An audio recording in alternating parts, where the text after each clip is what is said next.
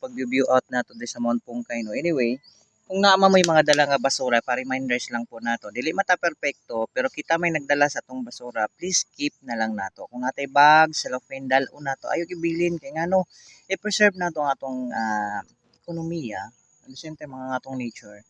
Kay bisag mingon ka nga naay mga delegates diri ang nga naga facilitate para sa cleanliness, pero sana man po tayo ang dayo po dito, i-keep natin yung mga empty bottles. Kay kanina pag-abot lang nako dito sa station, daghay mga basura. Please, reminder, di lang ni pa sakit sa imuha kundi mao ni tinuod. Kita may nagdala sa basura, i-keep nato, ayaw sakripisyo ang uban. Daghang salamat. A friendly reminder lang po ni DJ Louie once again ha.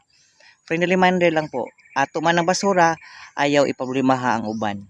Bisan pag may naka-delegates diri nga nakabutang ang mga LGUs nga mo facilitate sa cleanliness, pero himua nga ikaw disiplinahay mong kaugalingon nga samara nga imong tugkaran, imong panimalay nga dili nimo hugaw-hugawan. Maura to, daghang salamat ug maayong hapon.